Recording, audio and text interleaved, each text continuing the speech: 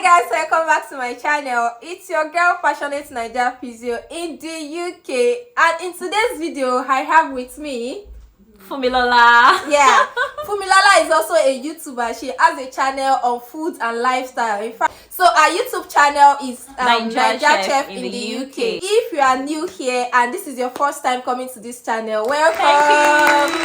Welcome. Thanks for coming to this channel, and don't forget to subscribe if you like what we share. Yeah. And if you are a returning subscriber, thank you for always coming back to my channel. So like I said, in today's video, we are going to be talking about how Fumilola got a job with the NHS while she was still studying, while she was still a student in the UK. So I'll be asking her some few questions as regards her job application, interviews, and all of that. You like. You like, and you are interested in this. Please stay tuned and don't go anywhere.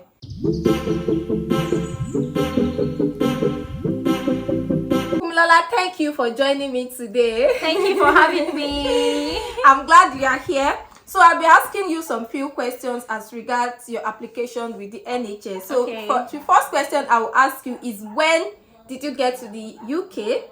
Okay. I mean, what year and what visa did you come in with? I came to the UK on a student visa. Okay. And I came in September 2021. Yes. Oh, okay. Right.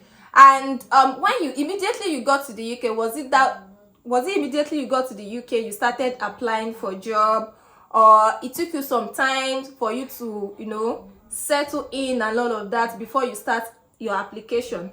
The truth is, when I moved in, I didn't know what was really on ground. I just went in doing like the serious girl that I am, studying actually. And then I got to know that, okay, you need to stay in this country, and then you need to just look for a way to get a tier 2 visa, Exactly. And then I was trying to just weigh my options, different options I had. And the fact that I came in with my family, I didn't even want to go with a post-study at all. Oh, okay. I was going to ask you that question. Like, did you come with the motive of changing to tier 2 straight away, or you just came to the UK, when you got here you realized there's another visa that you can always change to? The truth of the matter is, I came here to study, and I knew that while I'm here, I'm going to get the necessary information needed as to what I need to do to get a stay in the UK. And when I moved in on a student visa, I made my findings, and then I realized that I have to be on a tier 2 visa, which is a skilled work visa. So what I did next was I started weighing my options, looking at what options are available.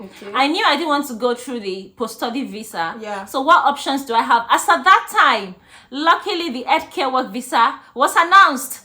So you can actually work in the care home, and then they will sponsor your visa. And then a friend of mine also said you can work with the NHS. I was like, wow, NHS is a good one. And then what actually started this for me was the fact that this very friend of mine is a male friend. He got an NHS job as at January. After the first semester, he called me and said, resuming the second semester, he told me, Fumi, I got a job with the NHS and I'm going for a training and he will not be in class. So he told me, because he was going for a training, he wanted me to tell him about how far the class will go, as in what we discuss in class after the training.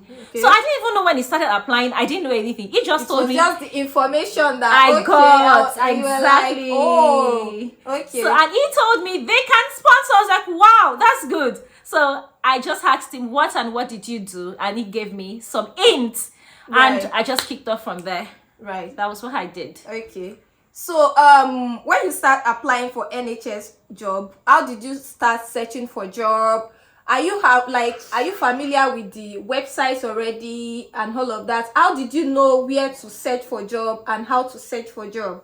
The truth is there any information you got online or from friends or anywhere that made you go to that website to search for job? The truth is, he made me kickstart all of this. He told me he got the job through an Indeed post. So immediately, and I think before then, I was already registered on Indeed. As when I came in newly and looking for a job, I was registered on Indeed. And then I realized that the Indeed emails I get on my mail always have NHS application. Is it application now? NHS vacancy. Yes, that's the word. NHS. I was like, wow. Then I went through the Indeed application I had, and then went for the NHS vacancy and then registered. And registering with the NHS vacancy, it prompted me to create an account with the NHS. With the NHS. It prompted me to create an account with the NHS before I could apply for the job. And there I got to know that with the NHS account you have, we have the side button that has different options of vacancy. You can filter your search. Yes. And all of that, So I just went straight to vacancy. At first I was applying with Indeed. Any vacancy I get through Indeed, just vacancy. Right. Where you have different vacancy on the NHS platform. So and then I used the filter search. As at that time I knew I could work in the health sector. So I filtered what I wanted. I've been told with the information I have, you can only get sponsored if you are on a band 3 and above job because of the salary range. Sure. Because of the salary scale. So I went into the NHS portal, I logged in and then filtered my search basically from band 3 upwards. Yeah. And then I wrote the healthcare support worker, and then it brought out vacancies for that particular role in different location. So if you like, you can also filter your location. Yeah. But I think I chose NHS GGC, which is Greater Glasgow and Clyde. That's where your location is. That's where my location falls, but you can use any other location that you want. So I filtered the job based on the salary scale and the band, which is a band 3, and then I filtered it based on location also. Right. And then with that, I was able to apply at a go. I can apply for up to 10 applications at a go, just with that. Right, so to buttress what Fumilola just told us, I have a video on how you can actually filter your search on NHS Scotland, because she got a job with NHS Scotland. Yeah.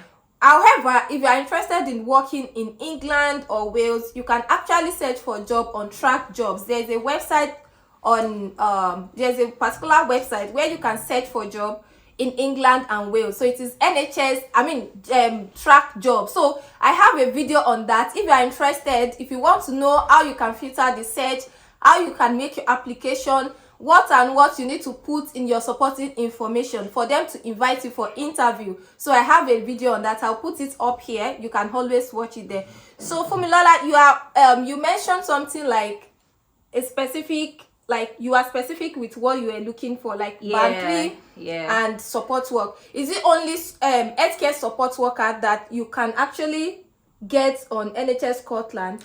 And you also mentioned the fact that, okay, because you are studying public health, because I know majority of people are out there, they are not in science line. Okay. They are not sure if they are also eligible to apply for such role. Okay. So is this specific for only people that are studied, that are in science background, or is for everyone? The truth of the matter is, this is a commercial and accident can do it. In as much as you have a care background, that is all you need to be able to apply for this particular job. You just need to. And one other thing I want to say about this role is, it doesn't have to be healthcare support work. It doesn't have to be healthcare support worker as in care background. We also have roles that are band 3 job. That is clerical roles. Yes. They'll tell you if you have a clerical roles background. So it doesn't have to be a background in care. Let me just clear that. It can be an admin role. It can be a clerical role, like as in clerk, as in CLERIC. Something like an administrative role. Exactly. So you can also get there on a band 3 role, and then you get sponsored for. In as much as it's a band 3 role, you get sponsored. It doesn't have to be care, but you can also get administrative roles. So one good thing about the NHS is that NHS is always, let me say 90% of jobs you can get in NHS, as long as you have within the salary scale of being sponsored.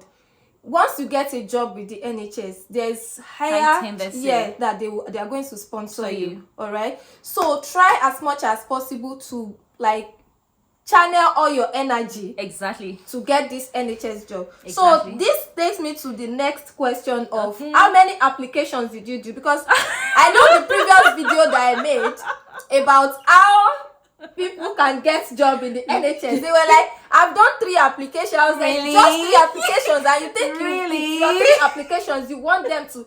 This is a job that almost everyone wants. Do you understand? So you are not the only one applying for this job. And in the UK, it's not like in some countries, I wouldn't want to mention a particular country. So in some countries, even if you don't know, like even if you don't do any interview or you don't make any application, you can actually be working somewhere by the time they make 1 or 2 phone calls. But here in the UK, you have to do it yourself. Do it yourself. You have to apply yourself. You have to do the interview yourself. Yes, Nobody's going DIY. to. Nobody.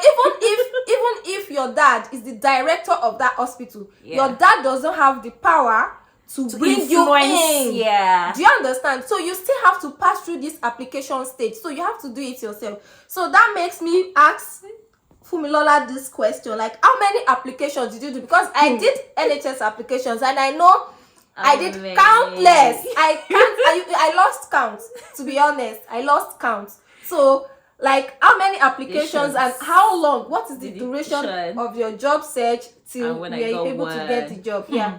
The truth of the matter is, it's not an easy role. Exactly. I'll be sincere with you. Yeah. It's not something that you kick off today and then tomorrow you are getting the result. It takes time, because each time you apply, you are expected to write an essay, a supporting essay to why you want that job and why you think you are fit for the job. Exactly. So it took time. It took a lot. And I also had countless applications. Yeah. I spoke to somebody recently and she did tell me she applied. She has about 10 applications. I was like, 10 applications. Just like you have not done anything.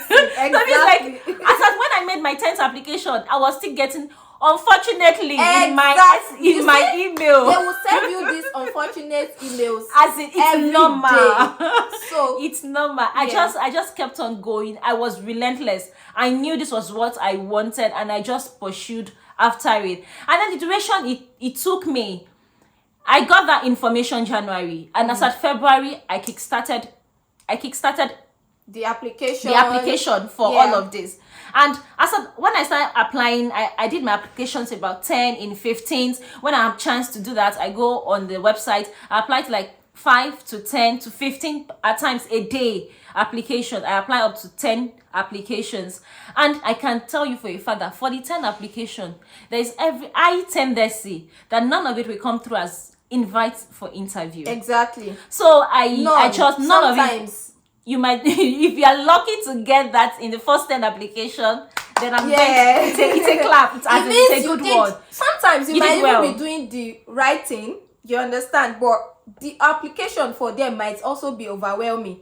And if you don't have all the criteria they are looking for, they won't call you for interview, even if you are doing the writing. For like the first 15 application, it was unfortunately, and it made me question myself, like, am I doing this thing the right way? Yeah, like, is my essay actually correct?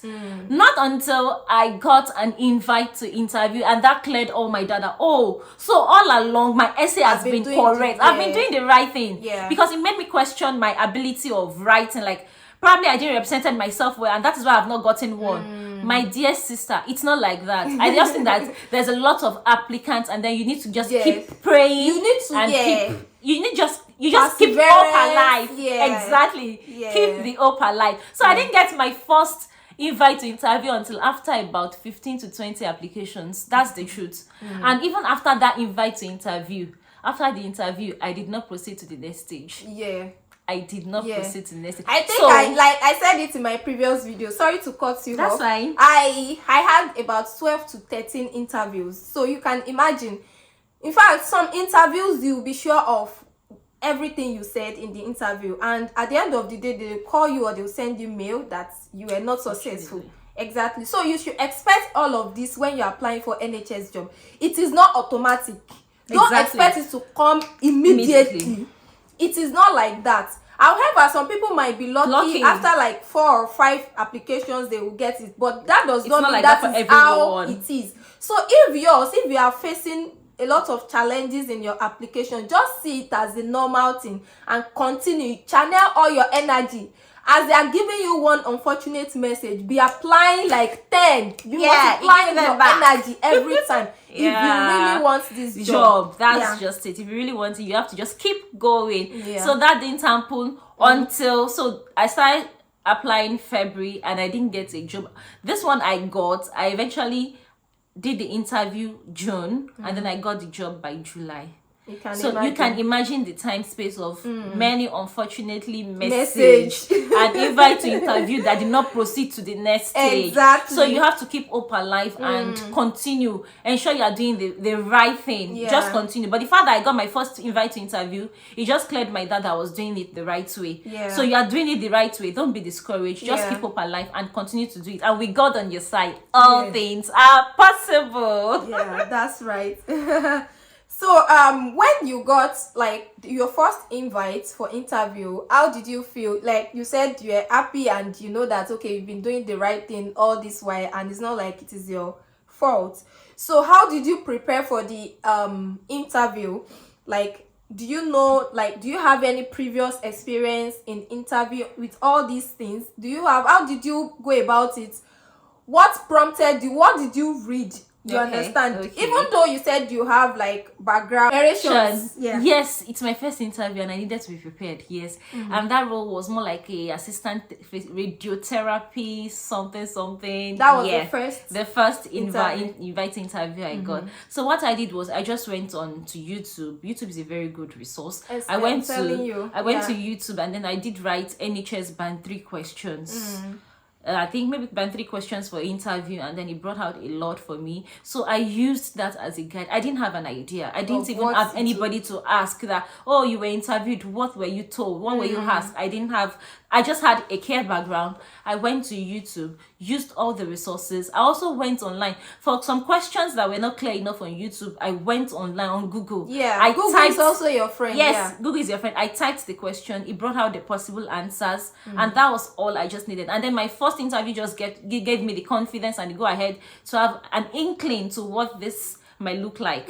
So that was all I just did for the interview. And actually, so thank you for mentioning the fact that the first support work you got, but the first interview was for radiotherapy. So for support workers, they work in various settings in the hospital. Various settings, yes. So you can see that they will need support workers like everywhere. They always do. I am a physiotherapist, but we have support workers in my unit. You understand? They are working everywhere. So you might be in radiotherapy, you might be in orthopedic wards, you might be in neurology wards, you might be anywhere. So whatever the role entails, you will see it on the application website. On the vacancy, and it will be in your job description that this what is qualities they are looking out for. Exactly. So these are things that you should look out for. These are things that they are also hoping to see in the person they will bring in. Do you understand? So try to read the job description. If you filter your search, it will bring a lot of support workers. However, it is not like a one role for everyone. There are different roles. Do you understand? Yeah, that's true. Okay, so I think my last question was to tell us about how you made the application. I guess you've cleared that. Okay. On how you, because to be honest, even if you sign up on Indeed, I believe and I think going to NHS website directly is something very it is the best, sincerely, because from there they are even the one bringing it to Indeed. So why are you waiting for Indeed to bring you the notification before you get to know about this job? So just go on NHS website. For Scotland, because she was particular about getting job in the Scotland, that is why she made all her application on NHS Scotland. Yes. So if you want England, like I said in my previous video, you can just go to Track Jobs or NHS England. I guess they have their own, but everything is on Track Jobs. So you can go there and search. You can check the video. Right. So thank you, Fumilola, for everything. Before we go today, I would like you to tell us, okay, you mentioned the fact that you started in February and you got the job in July. Early July. Yes, early July. So you can see the space, like how long it took me to get to get one. Yes. So if you are just coming, if you are new to the UK, this is the perfect time as soon for you to start as possible. And even if you are watching from Nigeria and you have an intention of coming to the UK, unless you have an intention of coming after your study, then you want to go back. But if you really want to stay in the UK and if you really want to enjoy your stay, you need to be on tier 2 for you to be a permanent resident after 5 years on tier 2. So you have to start now. Even your plan has to start in Nigeria or wherever you are coming from. That's so that you will be focused. When you get here, your focus has to be focused. Yeah. For you to know that, because there are a lot of distractions settling in and everything will be coming, and then you will be overwhelmed. But however, because you have a plan, you know where you are going to. So you, the truth is, as a student, just start applying as soon as you can. And even if you're here with your family member, probably you are the man and you are the one studying and you want your wife to go ahead, let her start as soon as possible. And as a student, you can also start as soon as possible. In fact, husband and wife can have their individual accounts and start. Anybody that gets the job, you go. So because I got the job as a student, I did start with my 20 hours with the NHS. So don't be discouraged. Don't listen to naysayers saying they don't give students. They do. So I started with 20 hours with the NHS. When I got the job, I knew they knew it was a permanent role, and then they knew I was studying at that time, but I was concluding my studies very soon. So I started with a 20-hour job per week with the NHS, with the same, before I became a full-time after your study. After my study. So guys, don't be discouraged as a student. Go for it. I guess they started with you. They started your full time even before the final before exam. So they just I know he told me about it, that it was just all of a sudden that you saw that my rota just changed, and then I'm a full time. So the best thing is for you to be there. As long as you are there, you just be sure that they are going to sponsor you as long as you are there. Exactly. And then you need to be, if you are there before the end of your study, just make sure you are reminding them that and they know that your visa is expiring soon. So they would definitely make some arrangements for you to get certificate of sponsorship for you to apply for your tier 2 visa. Do you understand? So don't be discouraged at all. Don't let anybody tell you it is not possible. This is someone telling you now that she got a job while she was still studying. So try your best, and don't expect it to come at your fingers just like that. It's a lot of work. It's going to take. Don't you just need to be patient. You need to work hard to get this job. And you need to pray. You need to pray. So before we go today, I would like Fumilola to explain to us what is the duration of her certificate of sponsorship, when she requested for it and when she got it, and how she applied for her visa. I was going to make a video on visa application. Well, maybe I would, but just for the purpose of this video, for her to just tell us how she got, because when she was visa was supposed to expire this year, January, and she switched last year. So how long, what is the duration from the request of COS till you got your visa, and how many months do you still have left on your student visa before you switch? Do you understand the question? Yes, I do. The request of sponsorship came in, I requested as at November. I requested early or mid-November, I can't remember now, but the process was very fast. I called today, I sent an email, and I was told to send some documents in through email. All of this was just through an email, and then I did that the following day. That very day, I got a letter, just like a CAS data check, telling me to check if telling me to impute my details the right way, the way it is on my document. So I filled that in, sent it via an email, and then the following day I got my CAS. Your CAS was I'm sorry, I got my COS the following day. So it didn't take long at all. So let me just say maximum of 3 days. Because I sent an email a particular day, I got the response the following day, and then you got the COS the next third day. So it was just basically 3 days. So I still have. I applied in November, got my visit, my visa. My visa in November also. So and you still had 2 months. I still had 2 months. My visa is supposed to expire January ending. I think 30 or 31st. You could see the way the pattern came from February till November. You can see it's not something you can easily achieve in 1 month. I wouldn't say it's not possible, but it is very, very unlikely that you will be able to achieve that in a month because you'll be overwhelmed. But if you start early, you will get this thing done before your visa expires. Yes, So definitely. thank you once again for coming back. I hope if I invite you next time, you will be willing. Definitely. So guys, remember to drop in your questions. Yeah, you I'm can drop willing in to your respond. question. Yeah. Drop your questions, Yeah. and then I'm going to respond to and them. then don't forget to subscribe to our Yes, channel. please. Yes, Subscribe to my channel. If you are the You are type a that like foodie. food, like you are a foodie, this is like I just ate something right now, and my dear, Yeah, everything you see on our channel, they are just dope. Yeah, so follow her and then subscribe to our channel. Subscribe to this channel also. Yeah, Thank you for watching. Bye.